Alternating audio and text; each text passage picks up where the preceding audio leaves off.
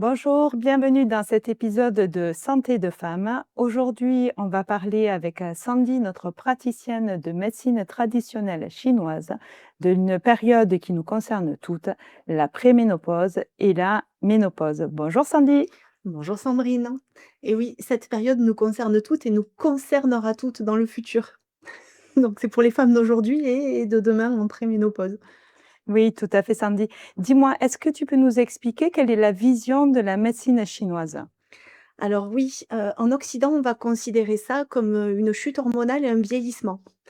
En médecine chinoise, on sait que c'est l'énergie des reins. C'est là que je vais commencer à parler avec mon vocabulaire de praticienne chinoise. Qui se vide doucement et on a des cycles de 7 ans et à 49 ans, l'énergie des reins commence à se vider et l'énergie des reins, on sait que c'est, le capital osseux, la fertilité, et la capacité d'adaptation du corps. C'est un peu ce trésor qu'on a, l'énergie des reins, qui commence finalement à décliner parce qu'on en a utilisé beaucoup. Donc c'est vraiment un nouveau passage. Pourquoi certaines femmes dans cette période vivent ça très difficilement? Alors, on arrive aujourd'hui à la préménopause et on est déjà épuisé. C'est-à-dire qu'avec le rythme de vie qu'on a, l'alimentation qu'on a, on a déjà mangé une partie de son capital. C'est pas comme si on arrivait à notre cycle de 7 fois 7 à 49 ans avec un yin des reins parfait, où on avait une vie sereine, une vie calme, on avait mangé à la perfection et là, tout d'un coup, on passait doucement en préménopause. En fait, non, on arrive déjà sur des terrains de fatigue chronique et la ménopause agit comme un révélateur de tous les symptômes qu'on a déjà finalement. C'est un peu comme une explosion, quoi. Le volcan, il monte doucement et tout d'un coup, c'est la cata. Donc certaines femmes vont le vivre très, très mal et d'autres un peu mieux parce qu'elles auront plus pris soin d'elles juste avant. Tu nous dis que c'est un révélateur de déséquilibre, mais en fait, qu'est-ce que c'est exactement alors?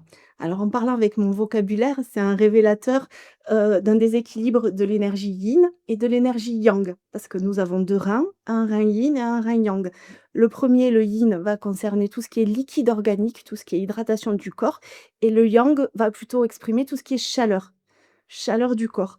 Donc quand on arrive à la ménopause, finalement les 2 énergies yin et yang sont déjà un peu vides. Il y en a une, celle de l'énergie yin qui se vide encore plus parce que les bouffées de chaleur vont consommer plus de froid et là, ça fait exploser des symptômes de sécheresse, de bouffées de chaleur, de sueur nocturne parce que le corps a besoin de plus de nutrition, donc il va consommer plus et à ce moment-là, le terrain finalement de chaleur s'agrandit et certaines fois avec des femmes, très épuisées, on arrive déjà à la préménopause avec un terrain de yin déjà très vide, donc pas de liquide, mais aussi des fois avec un terrain de yang très vide et là, certaines femmes vont se reconnaître parce que c'est celles qui sont, déprimées, épuisées encore plus, qui vont faire des œdèmes, tout va gonfler, les jambes, pas que le ventre, pas que la fatigue. Mmh. Elles vont être, au fond du trou comme on dit et là, ça va être un double vide de yin et de yang.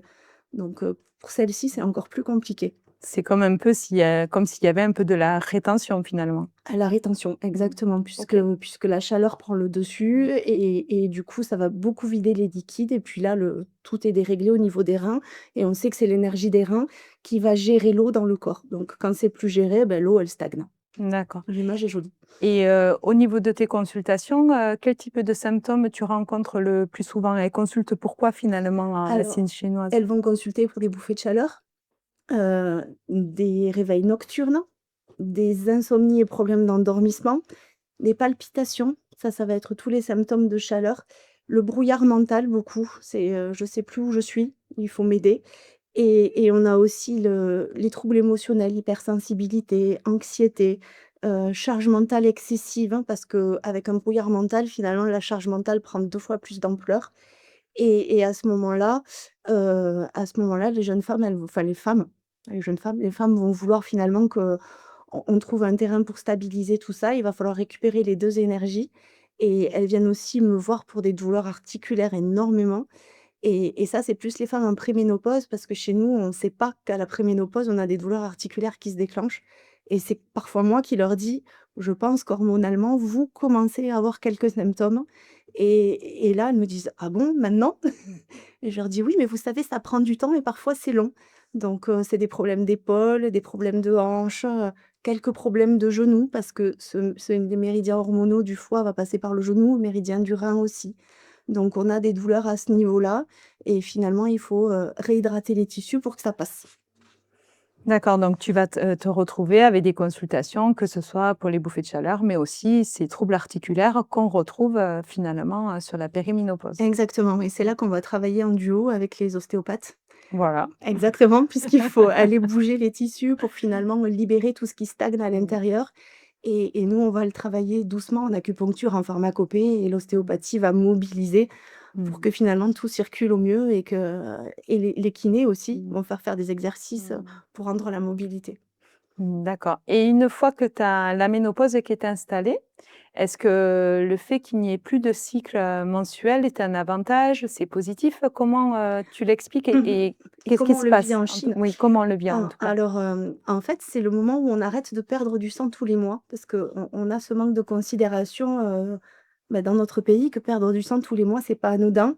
C'est tous les mois fabriquer du sang de nouveau et on a souvent ce tableau de femmes qui, à la ménopause, deviennent végétariennes et qui disent: «Ah moi ça y est, j'ai décidé, j'aime plus la viande, j'en mange plus».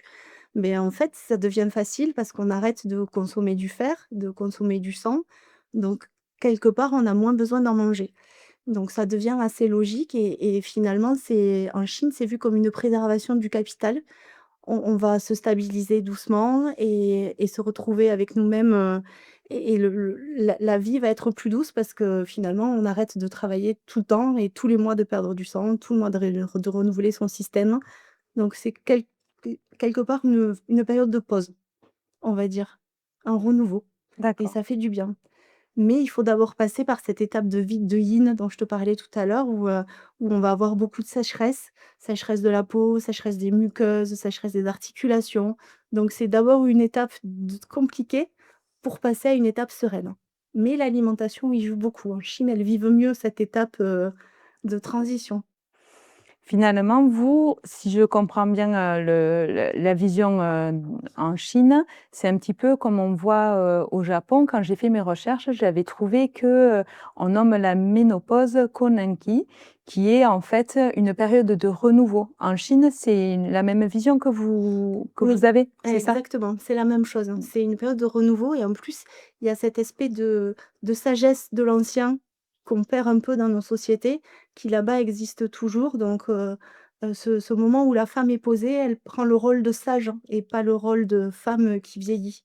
Donc c'est vraiment une vision différente et on peut dire que les femmes sûrement le vivent mieux parce que déjà il y a cette étape psychologique à passer et je sais que chez nous, on a tendance à dire qu'une femme en préménopause, en ménopause, elle est foutue et il va falloir changer ses croyances parce que c'est pas vrai. C'est vraiment le moment où beaucoup de femmes se retrouvent.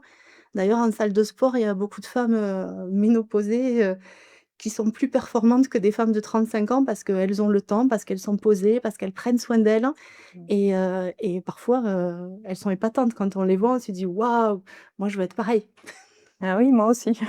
Ouais, c'est ça. C'est clair. Ah oui, oui, il y en a, elles sont épatantes, dans les Mmh. cours de sport, on se dit: «Waouh, elles ont une forme de fou», Mmh.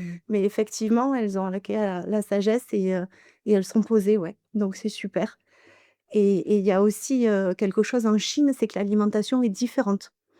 Donc on a une alimentation beaucoup plus riche en phytoœstrogènes, c'est les oestrogènes de l'alimentation avec le soja. Donc le passage se fait plus doucement parce que le phytoestrogène est plus doux pour le corps. Elles vont avoir, moins de résistance à l'insuline, du fait qu'il y a moins de choc avec l'œstrogène, naturel qui est très violente finalement pour le corps. Donc à ce moment-là, moins de graisse abdominale, hein. Je pense que vous avez qu'à regarder la télé pour voir que les Chinoises, on n'est pas foutues pareil finalement. Et du coup, cette espèce de passage doux grâce au phytoœstrogène va faire que toute la phase de la préménopause se passe dans la douceur. Donc l'alimentation joue un rôle énorme. Il faut y penser.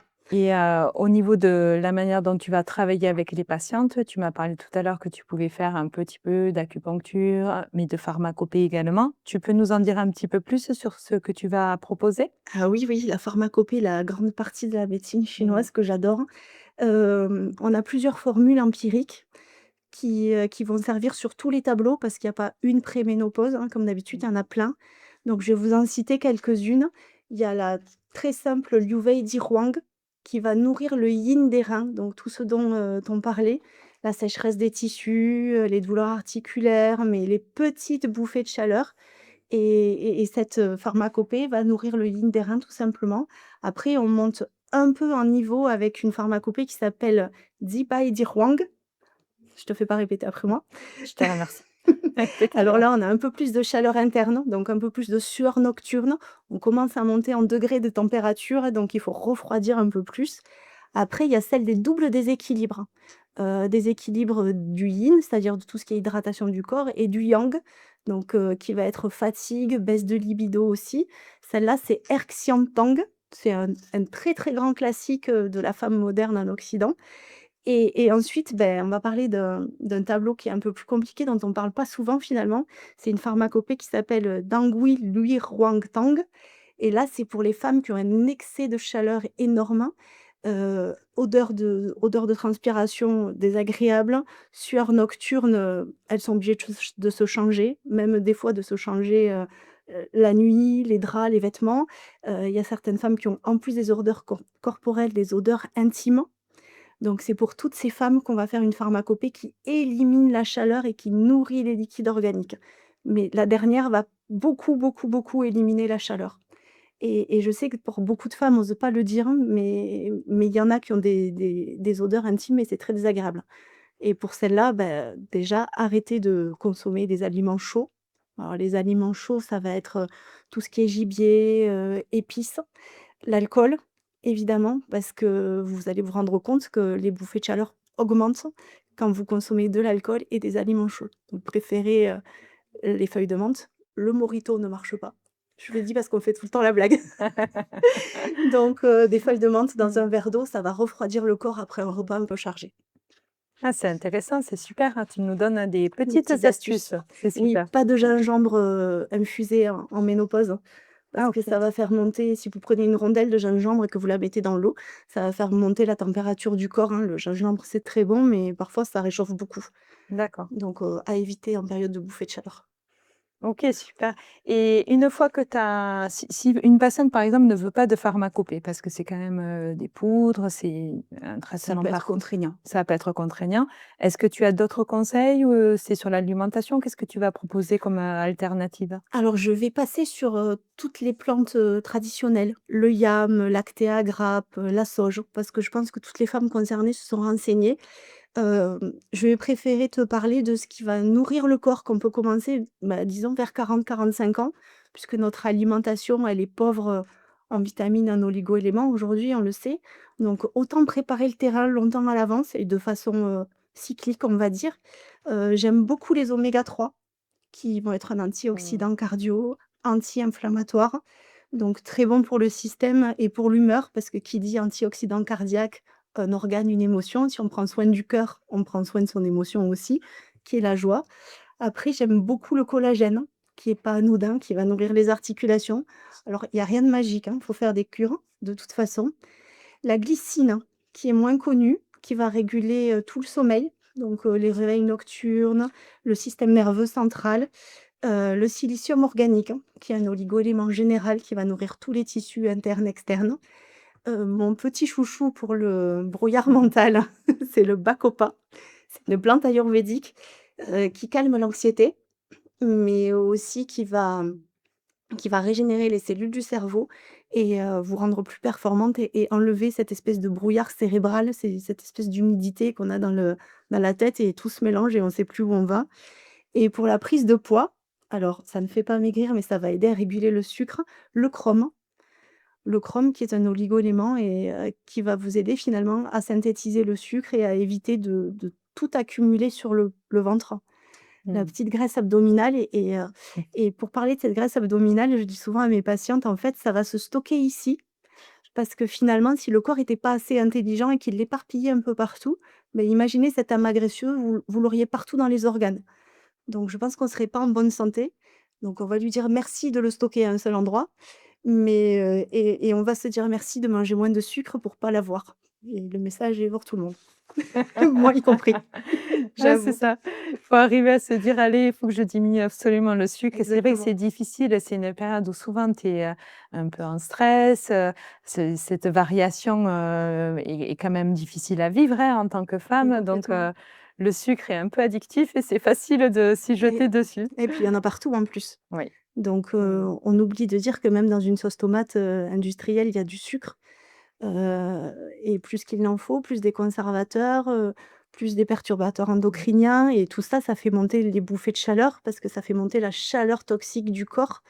Donc je pense que c'est vraiment un moment où, comme tu dis si bien, il faut manger des brocolis, Oui, du fenouil pour dé nettoyer le système on digestif. aime parfois. Exactement et manger équilibré, c'est-à-dire, cuisiner soi-même, acheter, chez le primeur, chez le boucher et rien acheter de transformé pour que la période se passe au mieux. Alors quand même, je te rajoute un petit truc parce que c'est vrai qu'on est un peu dur à dire de manger des brocolis, parce que c'est vrai que c'est pas facile, mais on peut aussi rajouter tu sais, un peu les fruits rouges, tout Ah ce qui oui, est, tout ce qui est antioxydant. antioxydants. Donc ça, c'est une douceur un petit peu plus Ah ça, c'est positive parfait. pour, les Cassis, patientes. myrtille, Oui, groseille, tout ça, vous pouvez à fond. La myrtille, oui. c'est très bon pour les yeux et le cassis, c'est anti-inflammatoire. Ouais, super. Ouais, Eh en beh, je te effet. remercie Sandy. Pour terminer, est-ce que tu as un message particulier à transmettre, aux patientes, ou qu'est-ce que tu voudrais nous dire? Alors, bah, je voudrais dire que je pense qu'il faut vraiment changer cette vision de la ménopause, et de la préménopause. Se dire aussi que les hommes le vivent, parce que ça, on oublie d'en parler. Il y a C'est vrai. l'andropause. Moi, Oui. j'en Mmh. reçois des hommes qui comprennent pas ce qui leur arrive. Donc, pas croire que c'est un moment de déclin pour les femmes, hein, mais croire que c'est un changement de vie, une bascule pour tout le monde et qu'une fois que le corps s'est adapté, on passe en mode sagesse. Et je pense que c'est super important parce que ça nous donne une confiance en nous et une positivité et arrêter de dire que c'est un déclin parce que c'est pas vrai. Donc, moi, j'aimerais aujourd'hui qu'on change, les faux concepts et les femmes sont magnifiques, même quand elles sont préménopausées. Voilà. Eh beh, écoute, je te remercie, Sandy, pour tout cet éclairage parce que ça nous apporte vraiment, non seulement de la connaissance, mais vraiment des petits conseils précieux et je te dis à très vite. À très vite.